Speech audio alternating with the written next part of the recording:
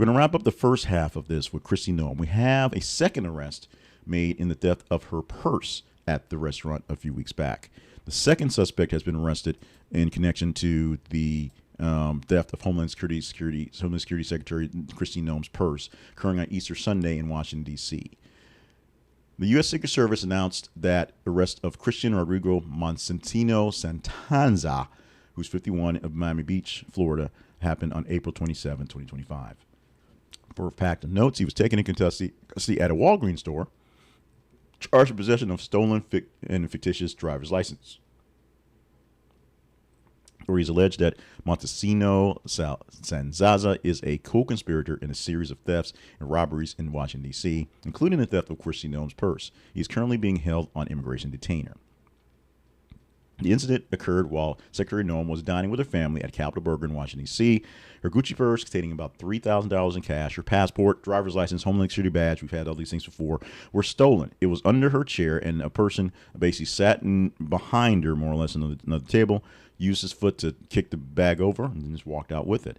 What we're seeing now is that this is essentially a ring of things. The primary suspect was a man named Mario Bostime Lavita, who's 49, a Chilean national. He was arrested on April 26th. He's facing federal charges including robbery, wire fraud, and aggravated identity theft.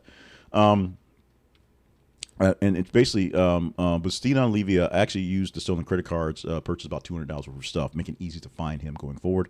They recovered the belongings in his motel room somewhere. Now, the biggest thing that we're putting a target on this to make this a larger issue is immigration. Both of these folks are essentially being detained and sent to be deported because they are foreign nationals. In fact, in the press release that was given this, they stated pretty obviously, pretty heavily, that these people have been here illegally and are part of a ring doing things. They're actually looking for more people in the ring, essentially more people just pulling purses, pulling bags, stealing items, putting them together, and then dividing among themselves going forward.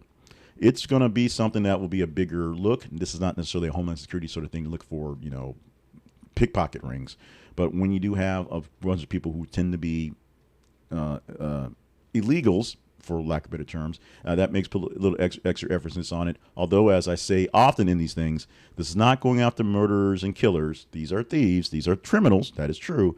But it's not going after the big guns that President Trump was basically harping about.